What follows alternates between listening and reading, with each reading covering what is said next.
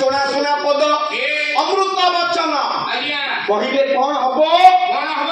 ଆପଣ ମାନଙ୍କର କେନ୍ଦୁଝର ଜିଲ୍ଲା ମଣି ନା ଥାରୁ ଗୋଟିଏ ପଦ କହିଲେ କହିଲେ ଅମୃତ ବଚନ କହି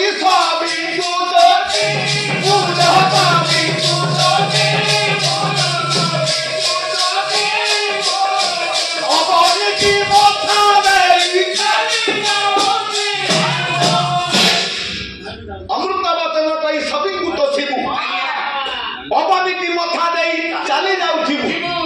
ମାମା ଆପଣ ତ ରାମାୟଣ ମହାଭାରତ ବେଦ ବେଦାନ୍ତ ଶାସ୍ତ୍ର ଅନେକ ଶୁଣିଛନ୍ତି। ମୁଁ ଆଜି ଗୋଟିଏ କଥା ଆଲୋଚନା କରୁଛି ଯେତିକି ବାଟ ଯିବ। ଅମୃତ ବଚନ କହି ସଭିଙ୍କୁ ତୋଷିବୁ ଅବନୀତି ମଥା ଦେଇ ଯଦି ଗୋଟେ ପାରିବାରିକ ଜୀବନ ଭିତରେ ଶାଶୁ ବୋହୂର ସମ୍ପର୍କ ଥବ ଗଣ୍ଡଗୋଳ ହବ?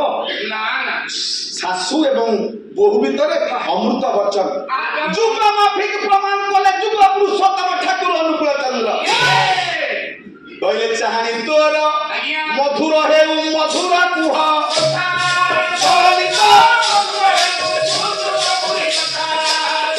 ତୋର ମଧୁର ହେଉ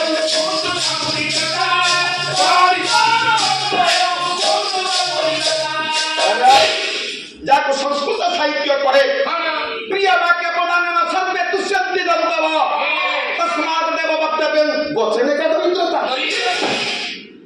ଓ ବାପା ମାନେ এই বচন সময় পড়লে কর্ম করিবার সংকল্প নিয়ে কথা নিয়ে কর্ম সৃষ্টি করিছে বাবুলি তো কর্ম তো করিবার কর্ম যদি ভুল হুয়ে बीच रास्ता पर तो मर्डर करी की কথা আজ্ঞা মু তো যা কইয়া কথা কইবি মোবাইল মর্ডর বচন মধুর হওয়া দরকার কিমিতি না কর্ম অনুসারে ফল যদি বচন গোটিয়ে কর্ম হুয়ে কে মোর গুলি ভাই বিবেক মহোদয় তে পূজ্য পূজা গুরুজি মণ্ডলী आपणकर वचन जदि ठीक सब क्षेत्र रे सब परिस्थिति रे आपणकर मंगल ही मंगल